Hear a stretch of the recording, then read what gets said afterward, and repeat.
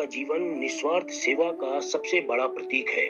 वह जीवन जीवित रहते हुए हमें ऑक्सीजन, छाया, फल, फर्नीचर सब देता है और अंत में अपनी लकड़ी और अवशेषों के माध्यम से भी समाज के काम आता है। हम इस महान दर्शन को अपने जीवन में उतार सकते हैं, जैसे निस्वार्थ सेवा करके। जैसे एक वृक्ष नहीं देखता कि उसकी छाया में कौन बैठा है, उससे फल कौन प्राप्त कर रहा है, भेदभाव के बिना अपनी योग्यता और संसाधन सबके लिए समर्पित कर देता है। सहनशीलता और धैर्यता के रूप में भी वह हमें प्रेरणा देता है। कड़ी धूप, बारिश, तूफान को सहता है हंसते हुए और चुनौतियों का सामना करते हुए अटल खड़ा रहता है। यह भी एक हम सीख ले सकते हैं। विरासत का निर्माण, गिरने के बाद भी मदद करना, यह वृक्ष हमें बताता है। इस बात का प्रतीक वृक्ष है कि हमें अच्छा इंसान बनना है ताकि पीछे जो छूट जाए वो पीढ़ियों के काम आए। निरंतर विकास भी हमें वृक्षों से सीखने को मिलता है।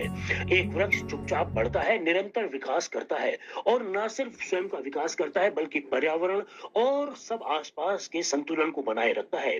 परोपकाराय फलंती वृक्ष है, परोपकाराय वहती नदः, अर्थात वृक्ष परोपकार के लिए फल देते हैं और नदियां परोपकार के लिए बहती हैं।